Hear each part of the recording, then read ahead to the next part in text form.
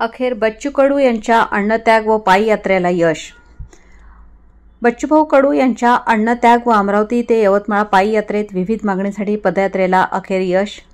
या विषयातील प्रमुख मागणीमधील एक मागणी दिव्यांग बांधवांना 6,000 रुपये मानधन मिळावे। या मागणीला शासनाच्या वतीने ग्रीन सिग्नल मिळालाय। आता दिव्यांग बांधवांना 1500 ऐवजी 2,500 रुपये मानधन मिळणार असून मंत्रिमंडळात मंजुरी देण्यात आली आहे। आज दिनांक 19/7/2025 शिवस्मारक येथे दिव्यांग बांधवांकडून मिठाई वाटप करून जल्लोष साजरा करण्यात आला व बच्चूभाऊ कडू यांच्या दिव्यांगांच्या प्रश्नांना यश मिळाल्याबाबत आभार व्यक्त करण्यात आले व शासनाच्या अर्धपोटी निर्णयाचे स्वागत करण्यात आले। यावेळी शिवस्मारक येथे दिव्यांग बांधवांनी आपल्या मागण्या पूर्ण केल्याशिवाय आम्ही माघार घेणार नाही।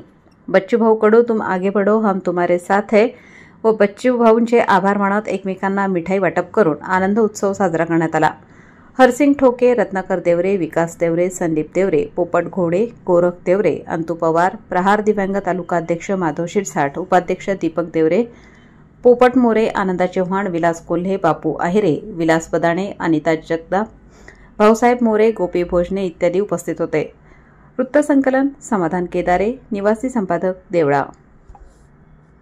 नमस्कार, जय जवान जय किसान।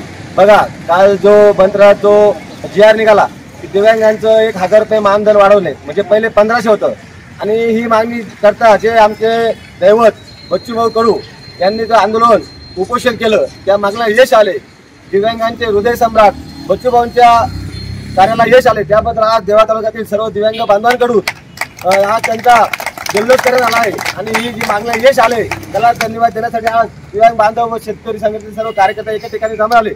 परंतु हा लढा इथे संपला नाही, तर 6,000 रुपये मानधन जोपर्यंत होत नाही तोपर्यंत हे आंदोलन असंच चालू असणार आणि सर्व महाराष्ट्रातील दिव्यांग बांधव, शेतकरी, कष्टकरी, मत्स्यपालन, मेंढपाळ हे सर्व